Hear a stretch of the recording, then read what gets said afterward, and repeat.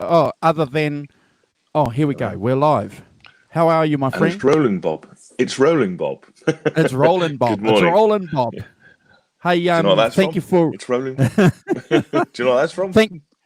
thanks for joining us for this week's show. I'm Yeah, looking good forward morning. to the series. We'll talk a little bit more about the series later on as we get into the show. We unfortunately don't have a special guest who Simon and I have been planning to get on for a couple of weeks. Hopefully he'll get an opportunity to come on a later show, but the invitation is always open to Carlos. And we do, before we get into the show, we do have a special guest for next week anyway. So more about that later on in the show, because that person might pop up in the chat. As usual, if you guys find anything that Simon and I say that's interesting, important, controversial, that you disagree with, forgetful, please share our channel with your friends and like it. It's not that we want to create a big audience. What Simon and I are interested in doing, it's finding people like ourselves that want to deep dive and talk about some of the music that we find interesting. And just as a part two to the introduction, I just want to make it quite clear, and I'm sure Simon will add a little bit to it, that I don't profess to be an expert on British blues. I don't profess to be an expert on rock music at all. I do certainly have opinions, and I think that my opinions are reflected on some of the books that I've bought over the years, some of the guitar magazines I've invested in, but certainly most recently over the fact that we've had social media, that I can jump on other people's shows and join chats and watch other YouTube channels and get information from organic fans, organic intellectuals like ourselves that do have a little bit to offer. Now, if you disagree with anything I say, that's fine. Please do. If you want to correct anything I say, please do, because like I said, I'm not an expert, but we're certainly here to offer a forum for ordinary fans to jump on, and I'll let Simon add his bit to that. Yeah, I agree, and I think that my view of the show is that it's a voyage of discovery. It's a voyage into the details of the groups, the bands we like, the albums we like, the albums they produced. It's a deep dive into those things, and sure. We have to take the good bits but understand the circumstances in which these things were created, and maybe they were less than ideal. Maybe there was other stuff going on that I think is interesting, and not as a criticism of the bands themselves. It's just, that's history, the things that happened, and diving into the minutiae of how things appeared, what things happened and stuff, I think is really interesting, but of course we are going to get some things wrong, it's inevitable. The old mind is not what it should be, but that's okay. To me, that's okay. And it's, but I'm not, I think that's what I like doing, is getting into the nitty gritty of things, albums and people, and, trying to understand where they were, what they were doing. Did they produce something artistic in very difficult circumstances? Did they, what's the story? And is there actually an alternative narrative that, that maybe we can introduce a bit? Good morning, sure. Hack. How you doing? Yeah, I just want to tag a little further comment on what you've said, Simon. And again, I think this is one of the great things about organic fans like ourselves. We take the opportunity to read what's happening, what's coming out recently, what's coming out in social media from artists themselves, which contradicts 30 years or 20 years or even 40 years of urban myth, so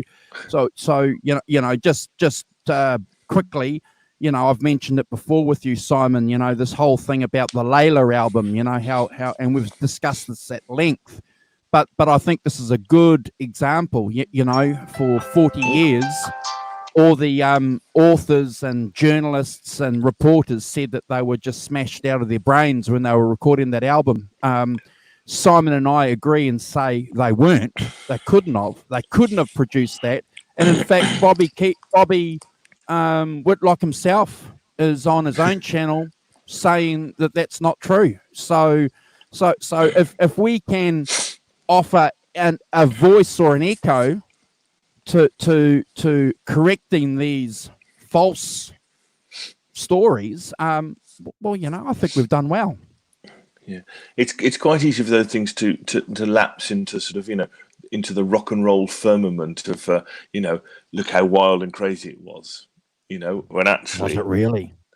Was it that actually that if it was that that wild and crazy that you wouldn't get anything done, would you? If you were completely out of it all the time, you wouldn't be able to record something in 2 weeks, a double album in 2 weeks. No. Somehow one feels that would not quite be going very well. Whereas that's what's going on there, having a beer and a joint, but actually they're having breakfast and getting on with it, aren't they? Get up, have breakfast, off you go. Yeah. And I certainly appreciate that. And, I'm lucky to have you on as a co-host to offer that balance too, because at the end of the day, we're about offering opinions. You and I have said clearly, that it's about what's the point in doing a show, Simon, if you're not going to make a judgment on something. If you don't want to make a judgment, that's fine. I appreciate that, because sometimes it's not worth it or you don't want to, but, sometimes you're going to make a judgment and that's cool. Yeah. Yeah. Well, I think it's, it's reasonable to have some kind of critical faculties and, some critical view of, whatever we're discussing. I think that's absolutely fine, I'm not interested in just slating people off or whatever. I'm not interested in that at all. But, a critical examination of what, songs and what people did and, and whether, let's face it, lots of albums have filler tracks and all sorts of things like that, I don't think it's that controversial to point these things out a bit, if that's the case, myself. Oh, of course, and I certainly look forward to that with this next series that you and I are going to do. We're going to present 5 British blues albums. We're going to deep dive. If anybody is watching the show and thinks that Simon and I are going to discuss 10 hours tonight, you're wrong. You'd be lucky if we get to discuss 2 albums. So as I've said in the introduction, it's a series, ladies and gentlemen. Yeah. Okay, it's a series. Some of us might be cheating a bit on the British bit.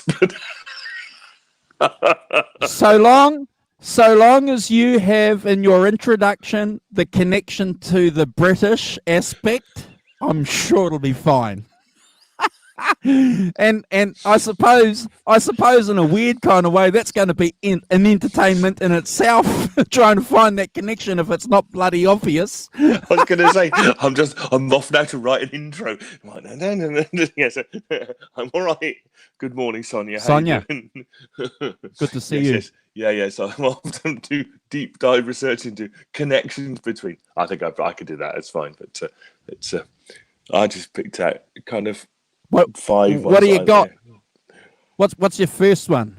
Introduce your first one. Okay. And it doesn't have to be in order. It's just your top 5, unless you want to rank it. No. I'm not ranking because I don't think you can rank. I don't think you can rank. Okay. This. Anybody who knows me, this is quite obvious. Okay, I'm just going to present Simon in case you guys don't know what the hell he's holding up. Yeah, in case you don't know what's on, this is an album. Sorry, that's facetious. But this is the first album by Led Zeppelin. Masterpiece. Coming out to masterpiece, I would say. Good times, bad times. Babe, I'm going to leave you. You shook me. Dazed and confused. Your time is going to come. Black Manicide, Communication Breakdown. I Can't Quit You, Babe. How many more times? For me, Wow. an absolute classic British, oops, go that way, blues rock album. Fantastic cover of Zeppelin, On Fire. This is the reissued ones with the extra stuff on it. But an amazing with a live at Olympia in Paris in '69 as the extra bit. But to me, one of the seminal. Good morning, Kubrick lover. How you doing? Hope you're good. Yeah, I agree. Hack probably the greatest, one of the greatest Hey, Kubrick. initial albums that you'll get. Amazingly kind of focused, organized. Recorded in just a few days in Olympic Studios in London, and refusally for cost £1,700 to record, which is So how old were you when you discovered that album? well. Can you remember? I discovered Zeppelin. I mean, I've said this on here. 1972 is my sort of my introduction into rock music, and 72. You had two distinct streams. You had the kind of, you were either a rock guy, particularly guys, by the way, or you were like a sort of pop person. I think these days I think there's less of a divide, but then there was a big divide. You either liked the Sweet and T-Rex and whatever, or you liked Led Zeppelin and Deep Purple and things, and there was, in those days there was the year I was born. Indeed, Kubrick lover, yes, hence the name. But that then now I like the Sweet and I like T-Rex and they're fantastic. They had fantastic stuff as well. But then there was much more of this divide, and it was the era of kind of rock as serious music, as opposed to T-Rex, not pop, which was not serious. I think those have been, that's been debunked quite a lot, really. But but quite rightly too. It's all just music. You give yourself a sort of portentous, we're in rock music. It's a bit pretentious, really. But that's how it was then. So and me and my friends as teenagers were definitely in the rock side. So we had, yeah, interesting to see Kubrick. Obviously, I would have gone Led Zeppelin, Deep Purple, Jethro Tull, but not Sweet and T-Rex in that list. There would have been a separate list with those on. And we used to have those haversacks, those ex-army haversacks with a novel, and you could write the names of your bands in that you liked on biro on the back, or sew a badge on if you could get one. This being 1972, pre merchandise of a thing. Sorry, I just wanted to hack. Did you see the Joe Bonamassa interview with Paul Stanley this week? I keep meaning to message you and then not. If you haven't, it's really good. Check it out on Joe Bonamassa's channel. He's interviewing Paul Stanley from Kiss, and as I know, Hack's great thing. We'll pass it on to him if he hasn't seen it already. But we'll go back to things. So it was this great big divide in '72, between rock music and obviously, and then 72 is kind of Physical Graffiti. So that's kind of where I arrived for Led Zeppelin 4 and Physical Graffiti. We used to good. He did see it. That's good. So we used to go to a local disco. Wednesday nights had rock night. And so we used to go on a Wednesday night from school and go and, listen and dance to all the sort of rock hits of the day, in a way that I don't know if they don't exist anymore. But, so I mean, the weekend, it was like a proper disco, with disco music. But on a Wednesday night, it did rock. So, the Led Zeppelin appeared in my musical consciousness, 72. As I say, I think with Physical Graffiti came out in '72, and then obviously you go and you investigate their other albums, and going back to the first one, which is very much is it '75? Could I thought it was earlier. So I'm going to look now. I can't remember. That's more graffiti. There we are. I thought graffiti was earlier than that. But you could be right. Oh no, 75. You're right. So what was 72? Oh, maybe 4 actually. Yeah, maybe so. Anyway, Houses of the Holy. So we do. Sorry, I'm just gonna. Oops. So that, as I say, so we, so you go back and you investigate their earlier stuff and things like that, because it, I didn't see them live until '75, which, so we didn't really have a chance. They didn't really tour the UK much in the early '70s.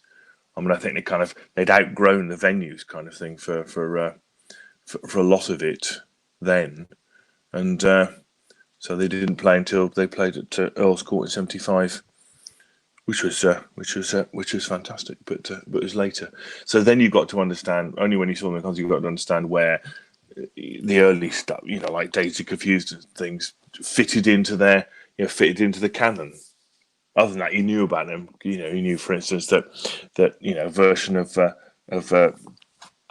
Whole Lot of Love was used as the soundtrack to Top of the Pops, for instance. You knew that was Led Zeppelin, but they never appeared on Top of the Pops because they never had singles. So you were, it's very much, you understood, as I said, that rock was serious. They did, they did serious rock, and then they didn't do singles because they were a serious rock band, and well, not many. They didn't really do singles. Yeah, for me, I discovered Led Zeppelin when I was probably about 13, 14, like most of us, going to a friend's place, David McCall's house, and staying the weekend there. And his dad had an awesome record collection, and the Song Remains the Same. I remember we grabbed that Song Remains the Same album out, and we put that on the turntable, and we played that, and there was about 4 or 5 of us. And we thought, holy shit, we knew Stairway to Heaven. Everyone knew that song, Stairway to Heaven. So my exposure to Led Zeppelin was the Song Remains the Same. And then going back, like you were saying before, Simon, in your introduction, discovering the albums. When I first heard Led Zeppelin 1, I was blown away by it, because I was listening to a little bit of blues back then, Simon. So when I heard that, I was quite surprised, because it wasn't a heavy metal album. A lot of people thought that Led Zeppelin, on the face of it, was like a heavy metal band. But when you listen to that album, Led Zeppelin 1, it's like, and then I want to deep dive a little bit more with you, because we've discussed this earlier, and it wasn't only until recently that we discovered that he was just using a Telecaster and a little bloody amp, wasn't he? Turned right up. He wasn't, he wasn't using his Marshall stack. No. No. And I think I'll take the first point I take about is completely right. That it's it is, for me, it's a blues rock album. It's not it's a rock album. It's not a heavy metal album. It's not even, to me, not even, the space in the songs, and they're not, it's not, the tones, and to me, are not heavy. And as you say, playing a Telecaster through a little Supro amp, and with the microphone set further back and things, and Jimmy Page obviously learned how to mic things and how to do things in a particular way, so they would sound good. And it's really, hi, Great Vanzini, how you doing? And I think one of the interesting things about it is that his understanding of, I've heard this said a lot, that if you took his tones individually, if you just played one track of the off Led Zeppelin 1, you put it up on its own, you'd think, I don't know, you put it in a mix, it sounds great, and he understood that putting it in a mix, with the other band members, is a different thing to just having a fantastic tone on your own. So that's the difference between playing live in a band and playing on your own in your, when you're sitting in your studio, wherever.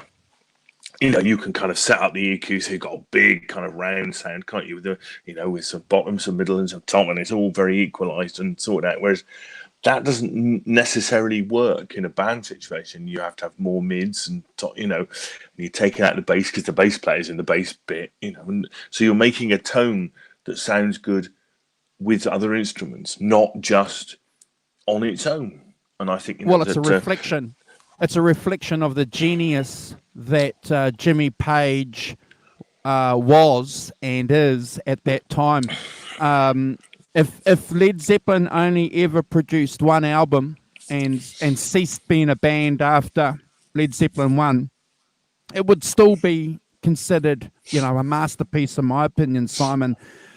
If only for two things, the smartness that Jimmy Page had picked up over the years of being a session musician, being smart, recording quickly, funding that album himself, being a smart cookie and picking who I would say is probably the cream on the cake, and that's Robert Plant. His vocals on that album at that time in 1969, who else was singing like that, Simon? No, indeed. Well, 60... was it? Yeah, I agree. He was the first of that new breed of rock singers. I think probably.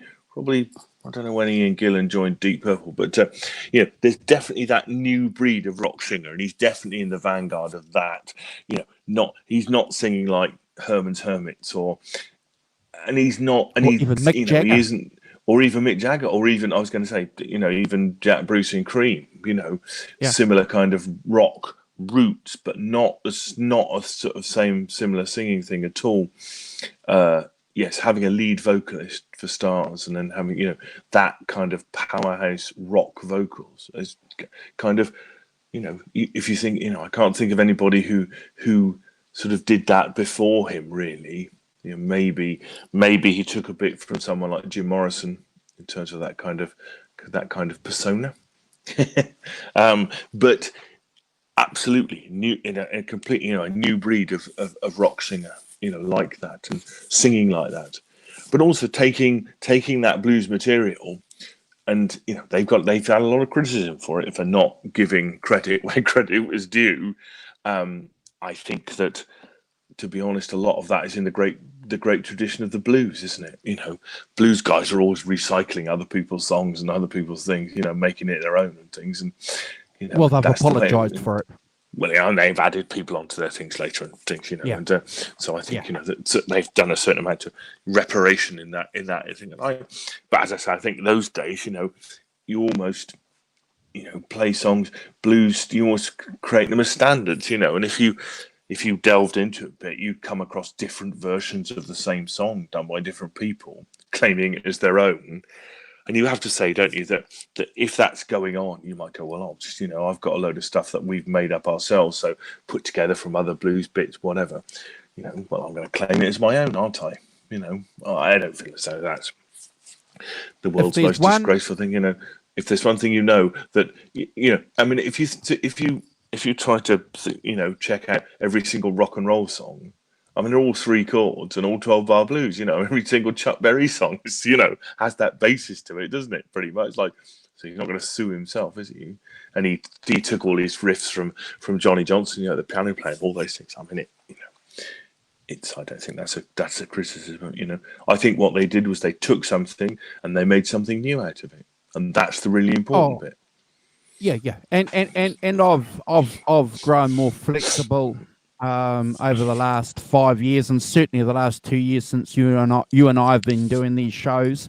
If there's one thing that sets in concrete the genius, Simon, for me, for Led Zeppelin, is that, and we've discussed this a few times, it's that live in Denmark segment in black and white that they're doing, and they've got some young people sitting there. They've got a little mini stack there. And when I saw that in its entirety, I felt like a giddy 14-year-old boy for a week. I just couldn't get over how brilliant. And Simon, there's no 20 pedals. There's no effects. It's just, they're just plugged in, Simon. Yeah. Well, as we've discussed on here before, there weren't any pedals then, were they? Marcy, you get a fuzz and you get a wah. That's probably about it in the pedals thing. And then it's up to you, isn't it? So That's right, all Kubrick. that, tone becomes really important. How you set your guitar up. And he obviously had the bow thing as well. Yeah. That In fact, if anyone is watching this show and they haven't seen that, I think most of the clips are on YouTube. Go and search Led Zeppelin Denmark here. Kubrick Lovers giving you the link. Denmark 68, and prepare to get blown away. Yeah, it's the one where he says, in the beginning they're playing how many more times? And he's going, I'll introduce Led Zeppelin to you. Yeah, really good. Yeah, it's really good. Yeah, fantastic. Those of us who think that's fantastic. I think one of the fantastic things about it is how kind of that it's just the three of them, and they're quite happy with the space that is involved in setting it up. Dallas Strange, but it's not like pedals today, was it? Boss has not appeared yet. My local guitarist at the local pub's got a pedal board of 20 pedals, Simon. Guitar Hack has several pedals. I've seen them. But they're completely, whereas, none of that, as you say, plug straight in, get on with it, and he would, he would also get all manner of timpani and gongs and things. When I saw him in '75, he had all manner of that stuff. But those are extra. No helix. What? Yeah, Hack. What would you have done with no helix? You'd have been all over the place. Yeah, see, the 900 tones of the Antioch you get now, that's it, mate. You've just got a volume control, a tone control, and ear amp. What can you do? Yes, it's the antithesis of the helix, completely. Welcome to prehistory. But I think that it's all it becomes about. Yeah, go on. Yeah. I'm always interested in the inner dynamics of a band. We're a gear orientated show and we like to talk about the facts, which is great. But I like this idea that a band is a gang, that these guys make a declaration to themselves early on that they're going to stick together no matter what, blah, blah, blah, take on the world, conquer, just, for the sake of art. If they weren't going to make $1 million, at least we were going to make some great songs.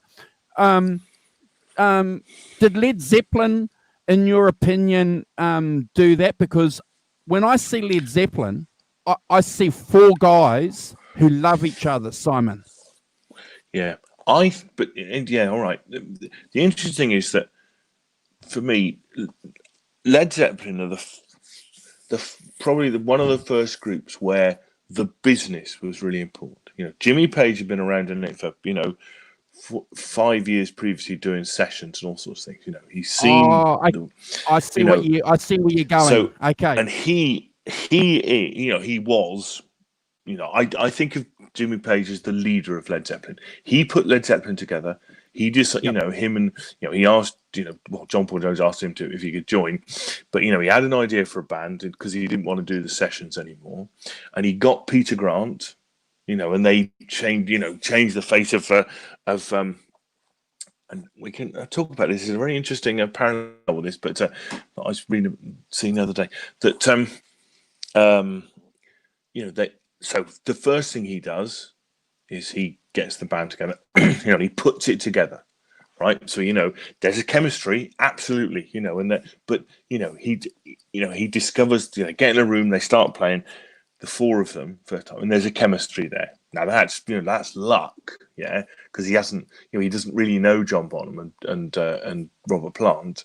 He's had the Terry Reid recommended Robert Plant, and Robert Plant recommended John Bonham.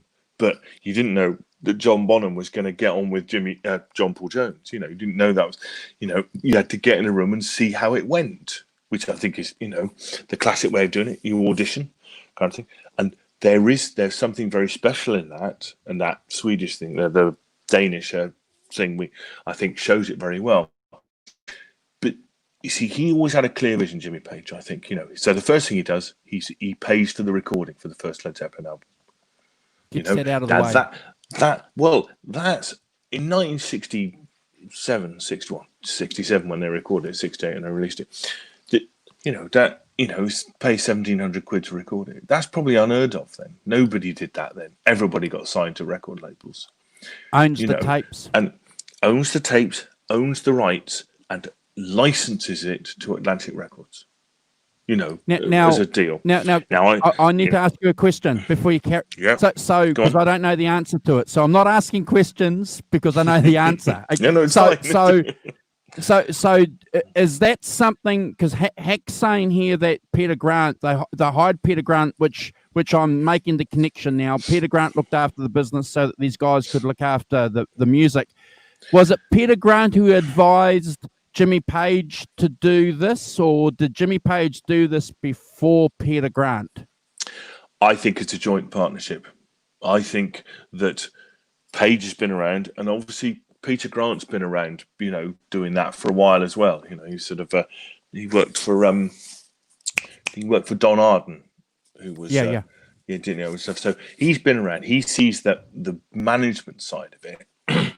He sees that, for instance, as we know famously, that groups that play live, you play live in a concert hall, you get 10%, and the promoter gets 90%. And famously they turned that model on its head. Now that so I think it's a partnership. I think Page has a very clear idea that I'm going to own the rights to the things I do. I'm going to keep hold of them because that's one of the key things he must have worked out early. That's one of the key things, to keep. So to make Jimmy money, Page you need to keep control of your things. He said, "I'm doing this," or was that something that Grant said you should do this? I think he said, "I'm going to do this," and I think Grant, and then they looked at the business, and said, "Well." And Grant says, well, if we're going to play live, how come they're getting 90% and we're only getting 10? And we're the artist and we're attracting other people.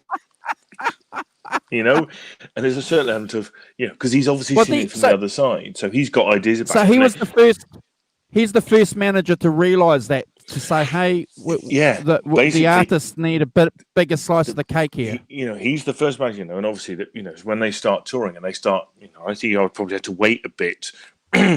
So great Mancini. Page was already, they were in the British kind of session scene. He was in the cream of the session players. He was called Little Jimmy, and there was a guy called Big Jim Sullivan, who's may not have heard of him, and they just played on everything, and then there was Clem Catini, who was the drummer on hundreds, they were like the session cream. They were like the wrecking crew of London, and they would run from one session to the next, and so he was known as Little Jimmy Page, and there was Big Jim Sullivan, so they were they'd been around. He'd been around for 5 years or so, playing on since 63, 64, doing sessions in all around London, playing on Tom Jones hits, and he's playing the guitar on Joe Cocker's "Little Help from My Friends." That's Jimmy Page, and playing guitar before and just as important, he's recording Eric Clapton when he's playing with John Mayall. That's true. In 66, there's the Telegraph Road and Bernard Jenkins. So he's learning how do I record overdriven guitars and a loud bass. Yeah. Just a masterpiece. Genius. Yeah. So I think that so they've both, him and Grant have both seen the way the music business is run. Yeah, the way that it's been, so because they've been around, Page has obviously been in the session game and has seen, the way that, must have cottoned onto the fact that I get paid a session fee, but who gets the money? Oh, the writers get the money. Right. you know. Sure. So lesson 1, write your own stuff. So 2, don't, you must have understood, you must have seen that once you sign to a record label, they own your stuff, So that must have been another thing that occurred to him. And and then Peter Grant's obviously worked at it from the other side and understands that promoters getting 90%. So, they come up with this, this scheme where once they've got to a certain point, they have a certain amount of pulling power. I think obviously they had to wait a bit, but that actually Grant goes to the promoters and says, "You can promote us, but you're only getting 10%. We're the artist, we're the band, we're doing all the work, we're doing the draw, we're providing the kit and everything else. You're taking 90% of the money for doing absolutely sweet FA, that's not happening. That's not happening in Grant world and Page world. So I think that they had this big, as I say, Jimmy Page is the leader, but he also very much, understands the business side of it as well.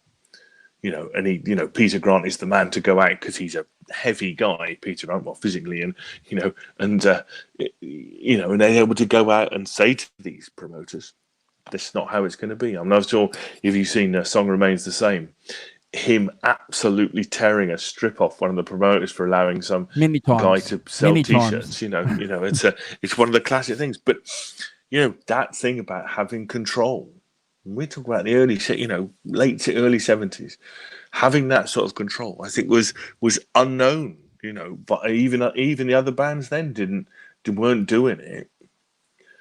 That maintaining that sort of control over your career. And I think that's been Jimmy Page's vision of it all along.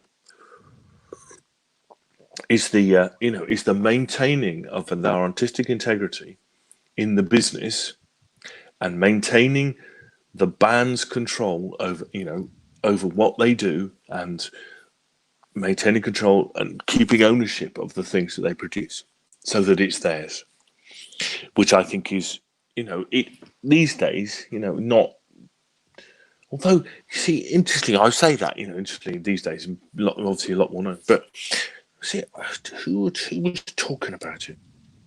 I can't remember who was talking. They were on one of the shows we watched.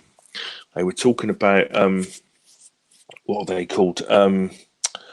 Something Nation, the promoters thing.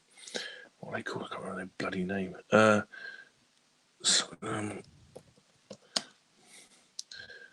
What's the kind of big promotion people who put on gigs? Something Nation.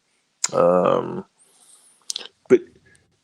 they were talking about bands that they were taking. Oh, I think they were talking the breakdown of putting on. So it might have been Joe Bonamassa. Actually, I think it might have been Joe Bonamassa and Paul Stanley.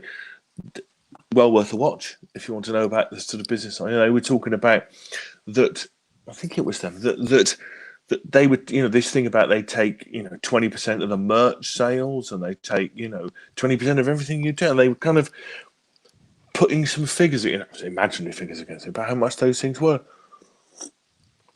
In the sort of, so it's that eternal kind of pull between the artist and the promoter kind of thing, in how it works. But I think back then they absolutely, were in the, out on their own in terms of that business model and how it worked and how they, how they put it together, how they were then able to retain control. And as I say, able to license their albums to Atlantic, not have Atlantic pay for the, pay for the recording, and then, obviously pay for it, and then you're in the record deal thing where suddenly you owe the record company, hundreds of thousands of pounds before you've even started. I remember reading an article last year where they were doing a comparison. I think it was in one of the guitar magazines between artists in the late 1970s and early 1980s, and they were doing a cost analysis between what an artist back then was earning compared to a current artist in the 2000s. and the artists in the late 70s, early 80s were earning 5 times as much as the artists today because they could clip the tickets, Simon, because you had a lot of merch back then. You had a lot of concerts. You know, there were a lot of bums on seats. There were a lot of records, you know, as opposed to what's been sold today now. It's pretty hard, Simon, for a band to make a shitload of money. But you know, Led Zeppelin were right in the middle of it, weren't they? In the mid 1970s, weren't they? I'm just fascinated. I don't know a lot about Led Zeppelin. I've never deep dive really into them, but yeah, I'm always fascinated by Led Zeppelin and by Peter Grant. But I think one of the reasons why they did so well as a band, it must be, Simon, because they got the business model right from the word go, didn't they? That surely, and that gave them the ability to say, well, let's go and record. Indeed, and I think it's fundamentally important, to understanding Led Zeppelin is to understand that business model and to put it in the context of, that once you've put that in place, and obviously if we go back to the, Jimmy Page has spent 5 years working in recording studios for all manner of people. And he's sorry, I've got a bit of sun trouble here for a minute. So he's learned a lot of things. So he's learned how to mic things. He's learned about recording things. So him and Glyn Johns, obviously Glyn Johns is involved in Led Zeppelin 1, recording it with Page. Big time. Probably, but very much a sort of collaborative experience. One thinks for with the two of them, because Page support that up. So, but the other thing he's learned is how to record things quickly. Yeah. So one of the classic things is that the reason that they only took 36 hours to record Led Zeppelin 1 is that they spent a lot of time rehearsing it. They did that Scandinavian tour where they basically played the first album. Set. Now, when you play, when you're playing it as your set, night in, night out, you get tight. So therefore, you can go into a studio and you can, knock it off. You don't need hundreds of takes. You don't need, it sounds like there's some improvisation on there. I think that there is improvisation, but, the structure of the songs, as soon as you're going to record them, you have to have a structure. So you're going, well, I'm going to, and then so Page has got the structure all worked out, mapped out, go in, they record as a 3-piece, 4-piece, pretty much live, all that, all those, you've seen pictures of, them all baffled off, but basically in one studio, recording it all. And then Page will go and overdub the guitar solos and stuff and put some other guitars on it. But the textures... Most of that album was live. Most of that album is live. Any other stuff is mainly guitar textures. Yep. Yeah? Yep. There's not much keyboards on there. Might be a bit of a bit on some bits and pieces, but there's not a huge amount. It's basically that straight rock 4-piece.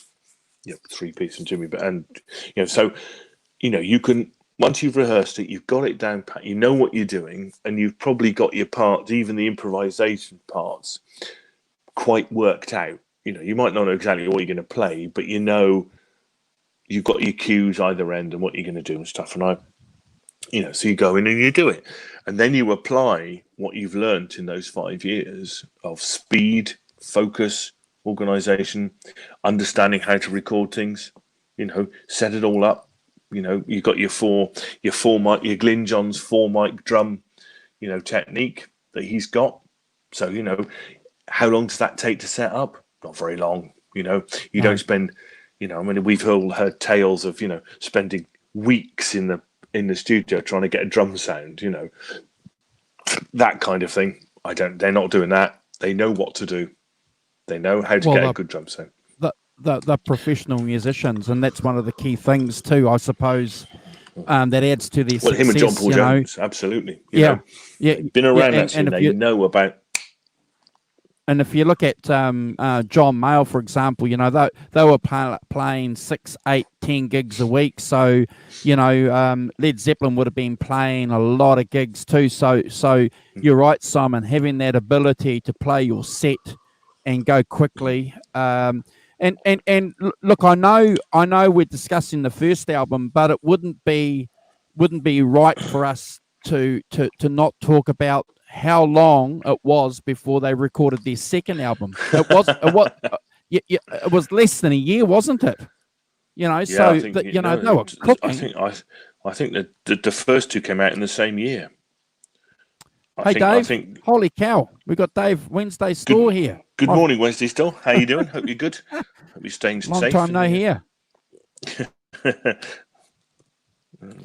His top two British blues albums: Rolling Stones #2 and Rolling Stones Now. #3. Quite right. And Wednesday, Dave, and #3 will be exactly Blue and Lonesome. The album that came out 4 years ago, I bet. That's #3. Yeah. So okay, so the first album came out in January '69. Second album came out in October '69. There you are. That's working for you. It's because that's how things were in those days, you know. Because you went and recorded things quickly, and you know, and they did it between touring, didn't they? They would take the tapes around with them, and if they had a chance to go into a studio, they'd go into a studio. I mean, they recorded it. The second one, they recorded it at Olympic and Morgan Studios in London, A&M Studios, Quantum, Sunset, Mirror Sounds, Mystic Sounds in Los Angeles, Ardent Studios in Memphis, Tennessee, A&R, Juggy Sounds, Groove and Mayfair Studios in New York City. So that's like that must be getting on for a dozen recording studios, which proves they did the second one when they were on tour. Yes, which adds more of the flavor to the album, so we've spoken about this a lot of times, Simon. You get some information about an album that you didn't know before, and it helps you listen to it differently. When I heard about that album, that basically they were recording that on tour, and it's a tour album, and then you go and listen to it, it's like, even Simon, I'm sorry for jumping all over the place, but even the covers are cool. Even the covers of their albums are cool. Can you show that Led Zeppelin one again? That's a great cover. By the way, this is the album version, so it's. I had that T-shirt, Simon. Yeah. Well, it's an iconic image, isn't it? It absolutely is an iconic image, and show us the back sleeve. The back sleeve is the same thing with the tracks on it and stuff, and so it's made by a man called George Hardy. I don't know who it is, but I mean, it's a fantastic, icon. The Hindenburg Ablaze is a brilliant, brilliant cover, and So who's responsible for the album cover? What was that, a Jimmy Page decision? No, I guess so. I don't know whether they went to this guy George Hardy, who's a graphic designer and illustrator, and he obviously did. He's part. So he's part of Hypnosis. Okay. The guys who did all the famously they did Pink Floyd and all of that. Yeah. Pink Floyd covers are done by Hypnosis. Storm Thorgerson and Aubrey Powell. We've got a shit stirrer here. Who are the songs credited to? Wednesday, if you'd arrived, we've already covered that. I believe. They're all credited to Page, Plant, and Dixon. We forgive them, Dave. We forgive because they've corrected their mistake and they've forked out some millions to the various estates. So, mea culpa, mea maxima culpa. And nobody else was ever, nobody else was. That one is Wednesday. So it's one of the new ones with the, the reissues they did, which sound great. But it's if they were the only people doing it, but I think that's. But all those, as we were saying earlier, Wednesday, all those blues guys did it. They all recycled, other people's songs and did their own versions of it and things. Try to claim it for their own. So where did that album chart when it dropped? Did it have any impact? Was it an immediate impact on the chart, Simon, or was it something that gained momentum? Who was buying that album when it came out? Can you give us some of that information? I can, yeah. Well, I mean, it basically it came out. It didn't get really good reviews when it came out. There was really. No, not particularly. No, it didn't get particularly good reviews when it came out. Rolling Stone magazine, known for their acerbic, asserted the band offered little that its twin, the Jeff Beck Group, didn't say as well or better 3 months ago. So in effect, they were saying that Jeff Beck Group, which we know were in the same, Jeff Beck probably was one of the templates for Led Zeppelin for sure. And they called him. They called Page a limited producer and criticised his writing skills. Also called Plant as foppish as Rod Stewart, but nowhere near as exciting. Which I think tarnished. So this is Rolling Stone. This is Rolling Stone. So I think that tarnished their view of the press, which is why they didn't do much press. No. Well, let's qualify that. They didn't do much American press. No. Less so in the UK. Melody maker Chris Welch gave them a better review, and I think, but their key thing, was commercially successful because they were touring. They toured America when it came out, and they. Well, check this. Sorry, just let me interrupt you. Check out Great Van Zani's comment in reply to your review. No, just read. Didn't know that. It was great right off the bat. I think it's one of the great laughs of our time is the other day I read out that Rolling Stones review, didn't I, of Brown Sugar? Said guess the review. So what's really interesting then is Rolling Stone, influential magazine at the time, writing reviews at the time of established and up-and-coming bands, and once again, fans realizing, well, there's something else in this music, in this album that is in contradiction or a dichotomy. Yeah. But I think, you see, on the back of the tours, the fact that they were touring, good point. that, you see, they obviously realised that the way to break it was to go touring. So they toured. Cool. And okay. That meant that... That's how they built their momentum that way. And they built their momentum by going out and touring. And obviously people who saw them live, they were, blistering live. As we've seen that, that Denmark thing we were talking about is, them at that time. Playing something, as we've said, sort of new, yeah. I mean, I know there's the Jeff Beck Group, and there's obviously they're in the same area as Cream with that kind of improvised, heavy blues thing.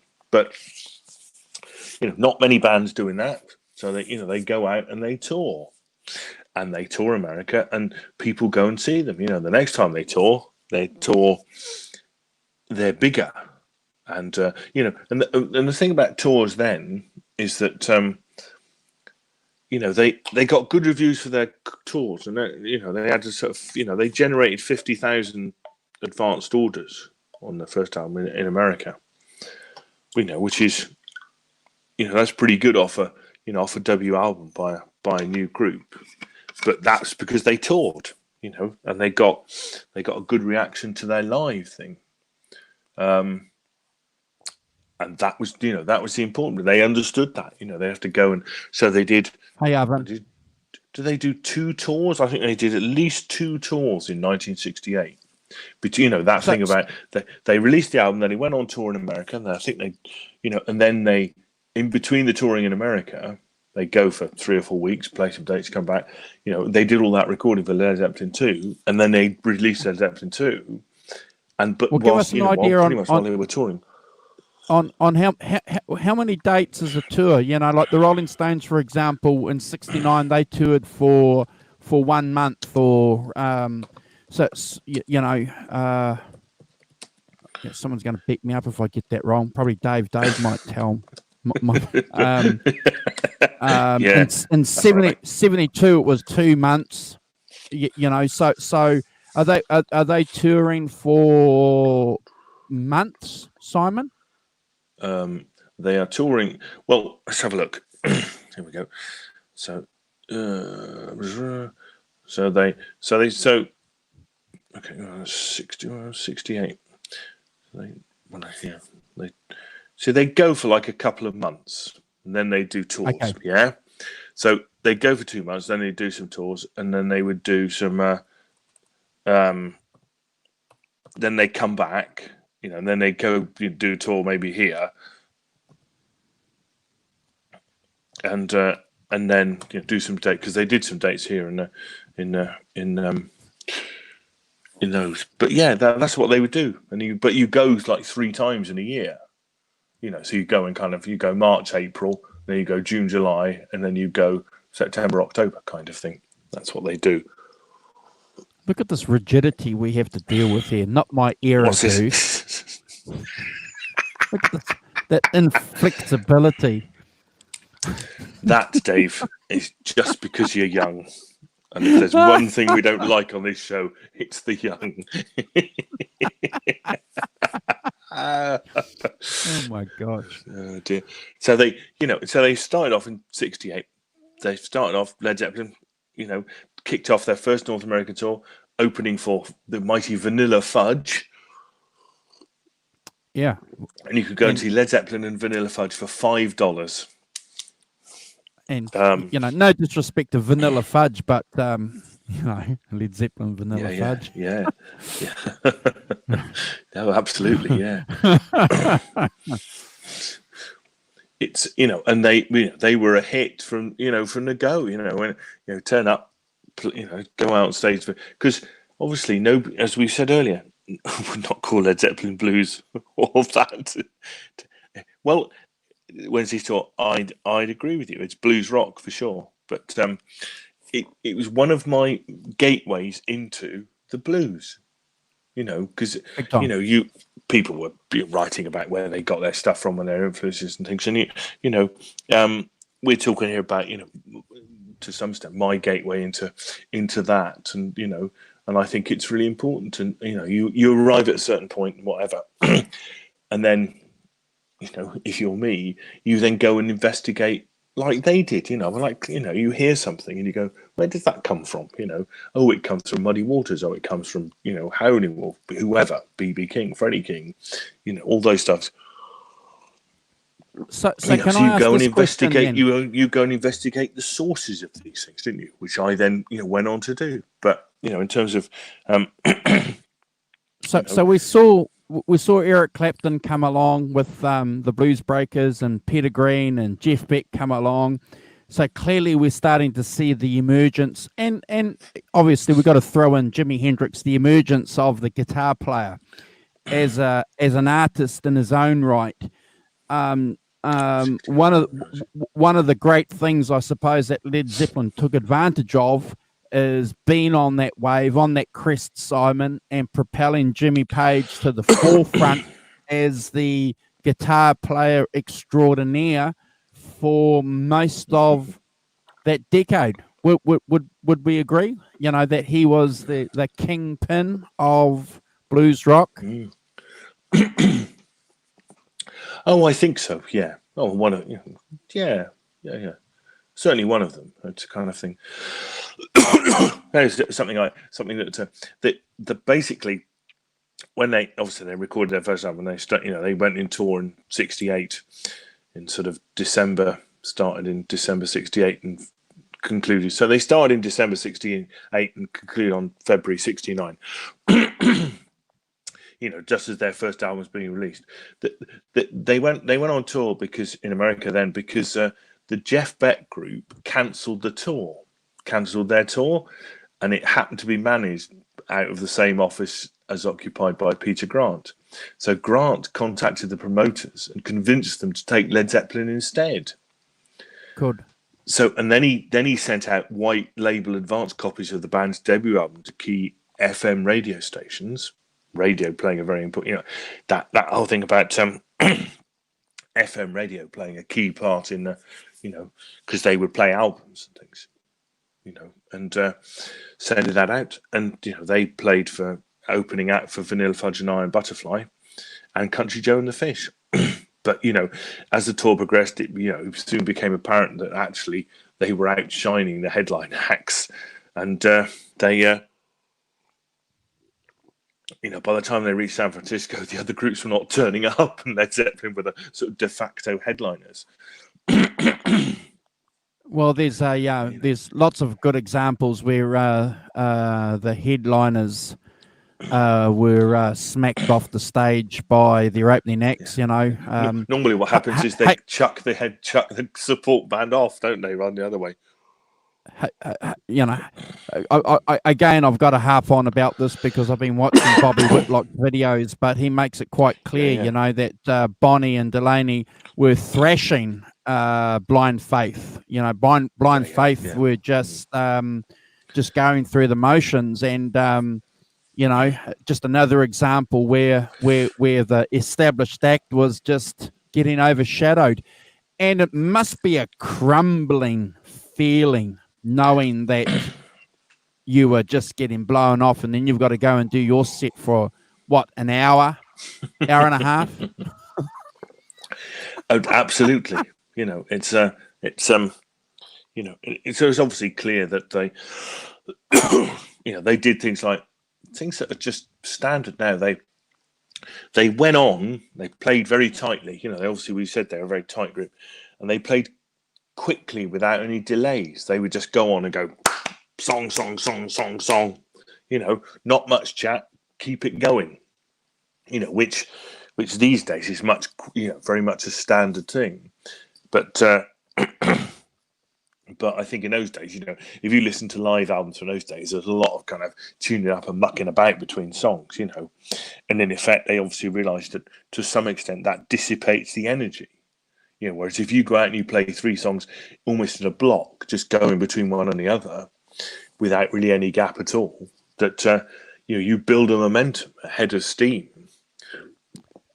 Interesting you should say that, because I just read again another article where they were making comparisons between British acts and American acts, and that laid back American thing of rolling a joint between songs and having a conversation with your crowd, and and I don't know, I'm only just saying what I read. Probably Great Vanzini and Arvin and Kubrick Lover would be more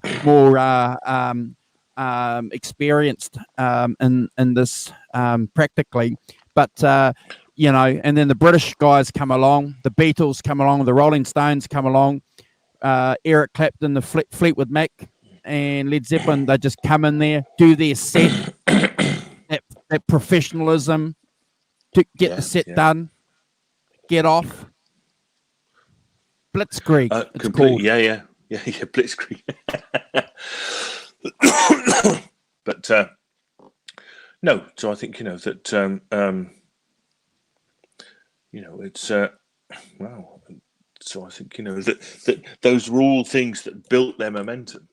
They had a ready-made tour to go to, but you can go out, you can have all the bravado in the world, but you've got to have the chops to back it up, and they undoubtedly had the chops to back it up. Because as we said, they were a new thing, and so. And obviously went on and absolutely smashed it, which is, inevitable, really, if you've got something new and you're that powerful. And I think they were that powerful then, that.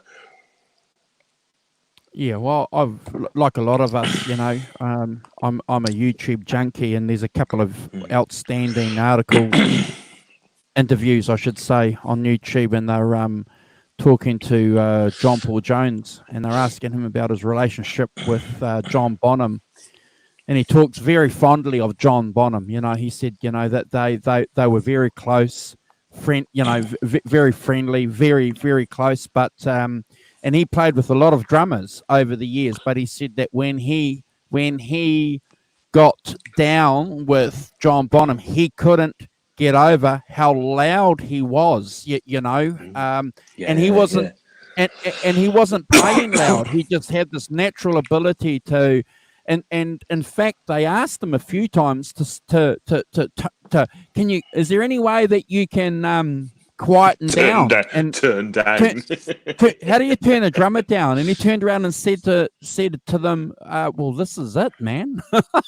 And then they realised, okay, we better not upset the drummer and ask him to turn it down. But you're fascinating. No, yeah, it is fascinating. Yeah, that's fun. Yeah, I know. I got a great story, but this is I can show off now. Okay, I can drop name dropping. Clang. When I when John Paul Jones worked with my dad at the Huddersfield Music Festival way back, one of the stories he told was that one of the stipulations the other three of them had was that they were to be nowhere near John Bonham because he would take a sort of PA system as his stereo, right? He'd take a record player, and his great stereo, right? Huge. And they would say, there's one thing we'll be nowhere near him because that's going to make a lot of noise, right? So anyway, they checkered this hotel, and he used to get obsessed with the record, and then he'd play it over and over. I can't remember the name of the record, but it might have been I don't know, let's say it was a Bill Withers record or something. So anyway, so they're in this thing and they can hear this bloody noise, right? So they go, oh God. So they go and tour manager Richard Coles and say, look, we told you we didn't want to be anywhere near John Bonham. He said, you're 12 floors away.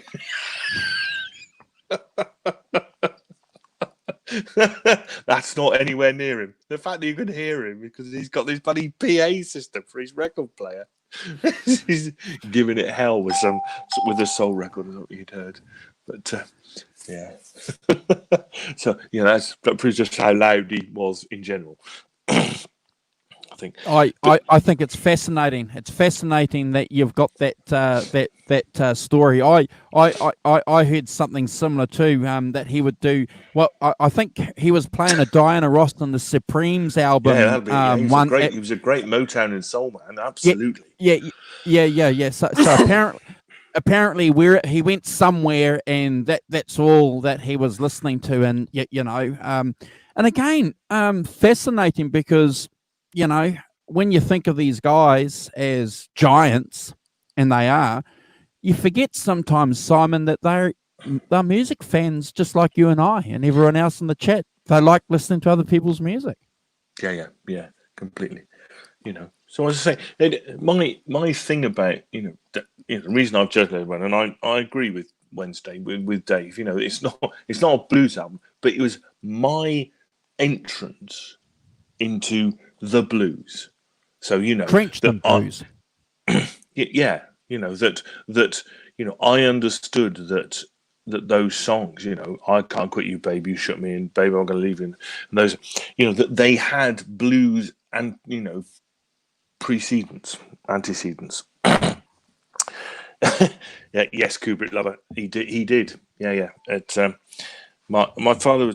Sorry, I've told this story on here before. A bit of self-regarding, but I'm going to go for it because I'm proud of it. But my dad was a composer, and he did all the music for the first big David Attenborough series, the one called Life on Earth. If you go to Life on Earth, that's all my dad's music.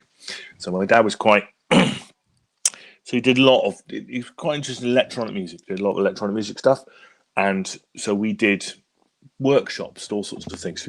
And there's a town in Yorkshire in the UK called Huddersfield, and every year they have a Huddersfield Music Festival where they get where they not only performances but also workshops and all those sorts of things. So we went for 2 weeks to do this. I went as well because I think I was between university and work at the time. Anyway, so we went for 2 weeks, and John Paul Jones, who's very interested in the other side of him, he's very interested in avant-garde music and improvisation and stuff, which comes to Led Zeppelin. But so he came and had some pieces, piece of his own that he joined in with my dad, basically. So we had sort of 2 weeks of I think it was 2 weeks of having a lovely time in Yorkshire with including John Paul Jones, who's a lovely man, really nice guy, as you'd expect, and very self-effacing. So they kept in contact, and we went to see, until my dad died. But and his daughter works for my dad. Had this little when he was alive, my mum still runs it. This little thing called Soundbeam, and John Paul Jones's daughter works for Soundbeam. So she works for my mum. So we have a family connection. Sorry, that was a long answer to a short question. So I did meet him, and he showed me how to play Black Dog. That's my claim to fame. He showed me how to play Black Dog and explained the correct way. But also he explained to me that that when he got the riff, da, da, da, da, da, da, da, da, da, and he said they couldn't work out because it goes in time and out of time and back in time.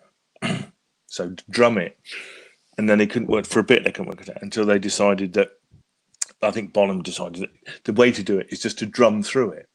So you start off on the on beat, you go to the off beat, and then you come back on the on beat, and actually that would work. But I can remember him showing me that. That's my claim to fame. One of them. There's not many, but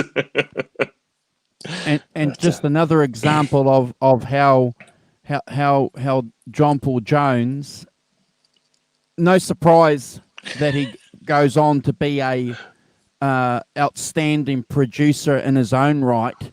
One of the key things that bass players have told me over the years, Simon, is that a bass player listens to the other musicians in a band because he has to, as opposed to like a guitarist who's only probably concentrating on what he has to do.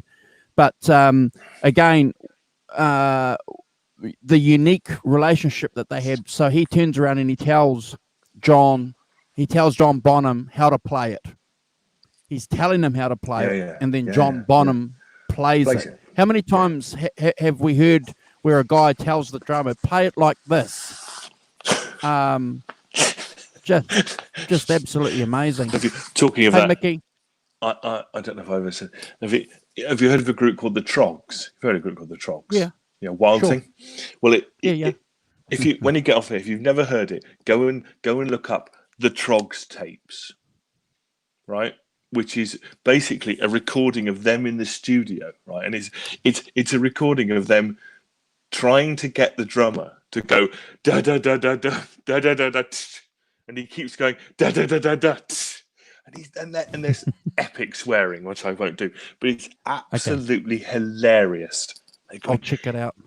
It's so guys in the thing. If you want to laugh, it's not very long, but yeah, it's a portrait of bands in the studios in the late 60s trying to sprinkle some fairy dust on it and trying to get the drummer, and he can't. He's going, I can't do it. It's well worth a shout if you've never heard it. Very funny. Arvin, good morning. Arvin, brilliant comment. He said, to be fair, the Supremes are best at ear-splitting volume. Which I like very much. And good morning to Mickey Settlemire. Morning, Mickey. How you doing? Hope you're good. Hey, Mickey. So, thanks for arriving. So I think that as I say, Dave is right in that you wouldn't necessarily say it's a straightforward blues album. I've got some of those, but it's what my introduction to the blues and then being able to go and investigate, where it came from, what its roots are. What are the roots of those songs? Where do they come from? And then you get into a whole world of American blues stuff. But for me, this was my entry into it. So this is my first blues album because that's where I arrived at it. In the middle as ever. I'm very happy to call it a blues rock album. I'm very happy to give it that label because it's certainly not a heavy metal album. When I was discovering Led Zeppelin, listening to Iron Maiden at the same time, it certainly wasn't an Iron Maiden heavy metal album. It wasn't a rock and roll album. And like I said to you at the start of the show, Simon, when I first heard it, I was quite pleasantly surprised that I could identify in this album blues. You know, it was fascinating. It was amazing because what's really interesting in 1983, 82, 81, when you're a young guy, blues is old hat. You know, a lot of people are listening to Def Leppard and Led Zeppelin. You know, and also, you know, that electronic music that was coming to the forefront. I had some friends who were listening to Visage and Midge and Ultravox at the same time. And if you said to anybody that you were listening to blues or something was blues, it would be, oh my gosh, you're listening to some old hat. But then you're listening to a Led Zeppelin album, and that kind of qualifies you at night, thinking, well, actually, the music I'm listening to isn't that bad because this album here clearly is drenched in it. But a masterpiece of an album, masterpiece, would certainly be in my top 10, Simon. In my top 10. That album and Led Zeppelin 2 in my top 10. I love those albums. Sure. I do love them as well. I love them still, you know, as albums. And as I say, it's, you know, they're, to me, as my gateway into the blues and stuff like that. And I'm particularly, you know, but also, you know, the other stuff about it, the fact, you know, the business side stuff about it, you know, very clearly, you know, Page having an effect, and the production side, you know, this thing about doing the, you know, Page being one of the first producers to do that kind of put an additional microphone a long way away from the amp, you know, 20 feet, for goodness sake, you know, which is, we're back in Eric Clapton recording, you know, Blues Breakers territory, you know, putting the microphone, you didn't put one close, you just put one far away. But Jimmy Page had a mixture of the two, one on the amp and then one way back. So you've got a kind of, you know, mixture of the two, that kind of ambient sound, you know, you know. Having said that the favourite albums of mine, am I allowed to say that Dazed and Confused and Communication Breakdown, am I allowed to say that I am dazed and confused out of my brain and Communication Breakdown out of my brain because I've heard it so many times? Am I allowed to say to you that? Yeah. Am I allowed? Am I allowed to say that I skip? You know, because they thrash that. Yeah. No, completely. I mean, I think that's completely fair, and I think, you know, that you know, that anything suffers from being heard a million times, doesn't it? You know, if you've heard something a million times, you know, every single note, every single, you know, it's a bit like Stairway, isn't it? You know, you that you know, that you tend to skip it because, you know, because you've heard it a million times now, every single nuance of that song. I agree, you know, but I think you can't help it, can you? That's just history, you know. People have played it a lot, and then you've played it over and over, and you've heard it, and therefore, when you hear it again, it's very difficult to, you know, when you've heard it over the millionth time, it's very difficult to generate the same excitement as when you first heard it, the first few times when you heard it. You know, I'm going to qualify that comment, though. I'm going to qualify that comment by saying that if you listen to the album, if you drop the album and listen to the whole album in its entirety, which I probably do about 4 or 5 times a year, just to get a feeling for the power and the energy and the time, 1969, 68, it's well worth it. But, you know, when I'm driving along and it comes on the radio station, I'll change the station or flick a CD in because I don't want to hear that song by itself. But so please don't see that as a criticism of. No, I don't think that's a criticism, and it is. Led Zeppelin, anybody? It's a criticism, you know. Well, you could say the same thing about Hotel California and stuff. How many times have you heard Hotel California? You know, and at some point, you know, you've just heard it enough for you not particularly to need to hear anymore, which is fine. You know, I don't. You know, I mean, albums that I know really, really well, I don't play very much. I always have them in my collection, by the way, but sure. but I don't play them very much because, as you say, you've heard them. You know, especially when you're when I was a kid, you know, to buy an album was more, as I said on here quite a lot. Album was more expensive than going to gigs. They were like £2.50 for an album and 50p for a gig. So you had 20 albums. And I'm sure I've said it on here. One of my favourite memories my parents lived in a 5-story Georgian house. We moved there in 1968, and I had a room at the top, and it had like a parapet, sort of outside my bedroom window. So I would put on Dark Side of the Moon, and I would lie out on the parapet, look at the stars, And that, I know, I do that all the time. Just put Dark Side of the Moon on and lie out and look at the stars. No illegal substances involved in this, I may add, but that's because that's how you rolled in 1972, and because you had, I don't know, 10 albums, 20 albums. You played them all a lot because that's all you had. I didn't have Spotify. No. I think that, so you couldn't put on any album from any era at any time and listen to it at all. That thing about having you had a few, and those are the ones you listened to. So those are the ones I listened to. And as we said on here before, it's to go and investigate new bands and stuff like that. Was quite difficult. You might read about them, you might glean something about what they were like from. Dark Side of the Moon is a fantastic record. It was in my books, one of the greatest records. I still love Dark Side of the Moon. It still works as a complete thing. But it's you, as I said in the past, you read the music papers avidly, but you read about bands that you've never seen, never heard, never liked. Could easily not hear ever because they'd never be on the radio. Unless you were very lucky and they played on one of the few kind of rock radio things, on Radio 1 at the weekends and stuff. John Peel had a show at the weekends called Top Gear, preceding the motoring show. But, where you would play album tracks and stuff like that. But mainly Radio 1 was a sort of pop station during the week, certainly during the day. And so you had to go to a record shop. And yes, listen to this, kids. So you had listening booths. So you had a little kind of maybe 4x4 little booth, soundproof booth with 2 speakers above you like this. So you go into the record shop, you go up to the counter with your record and say, "Please, could I hear this?" And then they would put it on. You go into booth number 1, close the door. And you would listen to, and then you'd have to make a decision about whether you bought it or not, based on that one listen, about whether it was cool or not.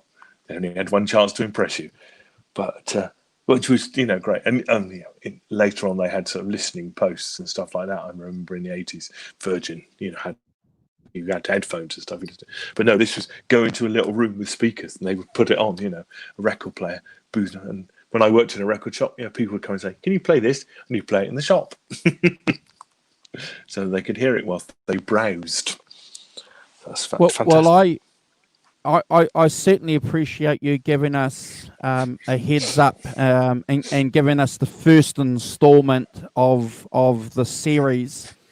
I look forward to doing a presentation maybe the week after, because it's my pleasure to announce to everyone in the chat that next week Simon and I have the pleasure of Kubrick Lover joining us live to talk about a couple of projects that Kubrick Lover has been involved in. So I won't let the cat out of the bag this week. If anybody is a member of any of the Facebook groups that are connected to the show, you probably have a heads up on what I'm talking about. But Simon and I certainly look forward to catching up with Kubrick Lover next week to talk about his projects.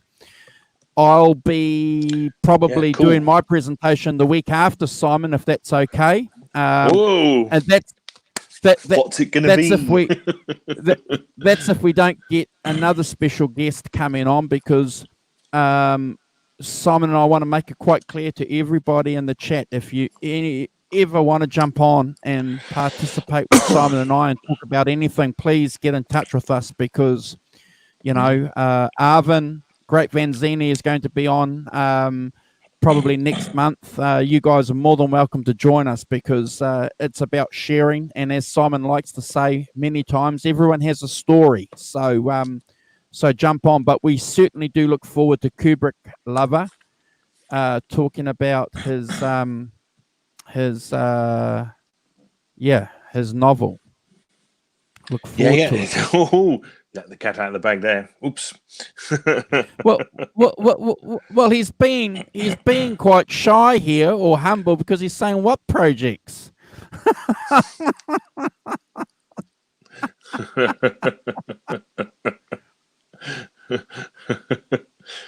So yeah, it did. But and Kubrick Lover about the same time as now for you. I don't know what that is for you, but pretty much where we're going. Yeah, look, he's questioning it. He's have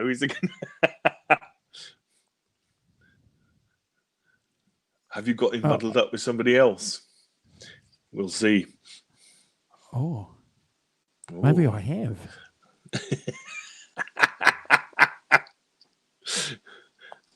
Yeah, well, not to worry. Holy shit!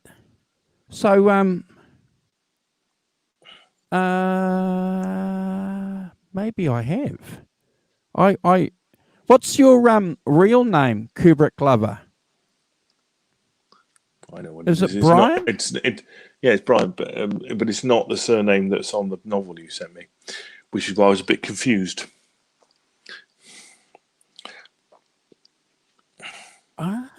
Okay. So okay. Well, I may have made a social media F up here.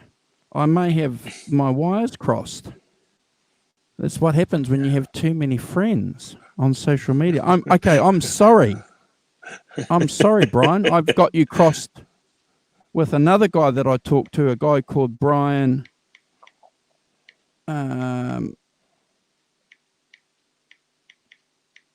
Brian Kaufman. Okay. Yeah, his name's on it. I've just messaged it to you. I won't say it on air because he has an alias that I think is good to maintain the mystique. But okay, all right. Is there another Brian? Okay, yeah, okay, yeah. Right. The life of. Okay, that's interesting. Yeah. Kubrick Love, you've got a week to produce a novel. Okay. So no, not much of a challenge there. Just can you produce a novel in a week? Knock it up and see. We've got a title for you. Okay, shit. Brian, Kubrick Lover, that's my apologies. I have you mixed up with another Brian. That's my apologies. So I'm very sorry. That is my mistake. I'm very sorry. If you can forgive me. I'll be in touch, Simon, and we'll find out whether or not Brian Kaufman. Kubrick Lover's got to knock up a 1,000-page novel by next week for us to discuss in detail. Can you do it by Thursday, Brian? So we've got Kubrick Lover, so we've got a chance to read it, and we can do an in-depth critical assessment. Oh dear. Okay. I will. I'm very sorry. Two Brians. I've got two very close Brians, and I've got one Brian mixed up with the other. But next week, Simon, we should have Brian Kaufman on our show, not Kubrick Lover. But Kubrick Lover, you're more than... We can come on in the week after. It's fine. but you're more than welcome to join us. Look, my apologies. I'll flick you a message after the show, and both of you guys. Feel like a bit of an idiot here. I've made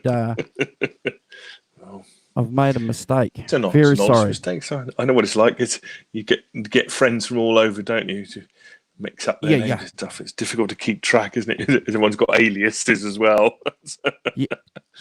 Oh, well. Yeah, I know. Right. Yeah. It's just you just don't want to get caught up with girlfriends and all that kind of stuff that friends of mine tend to do, because I don't do anything like that. So, but I hear those nasty stories.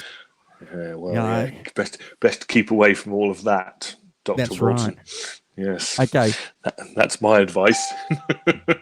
I'll see you next week, my friend. Cool. Fantastic. Thank you very much. Thank you. We'll say thank you to Kubrick Lover, and I've just mute the chat. Twit, Kubrick Lover, and Great Vanzini. Thanks, Great, and Arvin. Nice to see you, Mickey Settlemeyer. Guitar Hack as well. Thanks for dropping by. Wednesday Store, Dave. Thanks, mate. We're gonna have to see Wednesday Store. So he's another one. He should come on. He's got a tale to tell about his Brian Jones Rolling Stones thing, which would be great if we could ever get him on. He doesn't seem keen though, does he? Oh well, not to worry. So yeah, thanks all for being in the chat. It's been really good fun, and I hope you enjoyed my choice as my entry into the world of the blues. I have others that are more bluesy, but so I'm going to go back and forth. I look forward to the series, but yeah, certainly gives us something to talk about. But yeah, thank you, Simon, for sharing that with us. And if you guys find anything useful in what we've discussed, please share us, like it, and subscribe, and get your friends to jump on. And also remember, there's always an invitation for everyone to join us. Thank you. Yeah. All right. Take care, guys. Stay safe. We'll see you next week.